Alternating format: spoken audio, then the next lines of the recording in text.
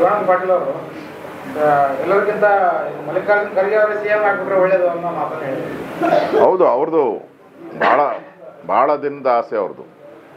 ಭಾಳ ಬಾರಿ ಮಿಸ್ ಆಗಿದೆ. ಅವರೇ ಹೇಳಿದಾರಲ್ಲ, ಖರ್ಗೆ ಅವರೇ ಸ್ವತಃ ಹೇಳಿದಾರಲ್ಲ, ನಂಗೆ ಭಾಳ ಮೋಸ ಆಗಿದೆ ಕಾಂಗ್ರೆಸ್ ಪಾರ್ಟಿಯಿಂದ, ನಾನು ಯಾವತ್ತೋ ಸಿ ಎಮ್ ಆಗಬೇಕಾಯ್ತು, ನನ್ನ ಜೊತೆ ಇದ್ದ ಧರ್ಮ್ ಸಿಂಗ್ ಸಿ ಎಮ್ ಆಗೋದ್ರು ನಾನಾಗಲಿಲ್ಲ, ಎಸ್.ಎಂ. ಕೃಷ್ಣ ಆಗಬೇಕಾದ್ರೆ ನಾನಾಗಬೇಕಾಗಿತ್ತು, ಸಿದ್ದರಾಮಯ್ಯನವರು ಯಾವುದೋ ಪಾರ್ಟಿಯಿಂದ ಬಂದ್ಬಿಟ್ಟು 2 ಸರಿ ಕಾಂಗ್ರೆಸ್ಸಲ್ಲಿ ಮುಖ್ಯಮಂತ್ರಿ ಆದರು, ನಾನು ಒರಿಜಿನಲ್ಲು, ಸಿದ್ದರಾಮಯ್ಯ ಡೂಪ್ಲಿಕೇಟು,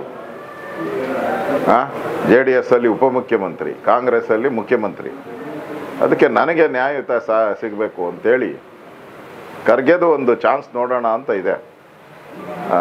ಅವರು ಒಂಥರ ಡಾರ್ಕ್ ಹಾರ್ಸ್ ಥರ, ಈ ಡಾರ್ಕ್ ಚಾಕ್ಲೇಟ್ ಇದೆಯಲ್ಲ, ಚಾಕ್ಲೇಟ್ ಕೊಡ್ತಾರಲ್ಲ ಆ ಡಾರ್ಕ್, ಹಂಗೆ ಇದನ್ನು ಡಾರ್ಕ್ ಹಾರ್ಸ್ ಥರ, ಸಿದ್ಧ ಬಂದ್ರೂ ಆಶ್ಚರ್ಯ ಪಡೋಂಗಿಲ್ಲ.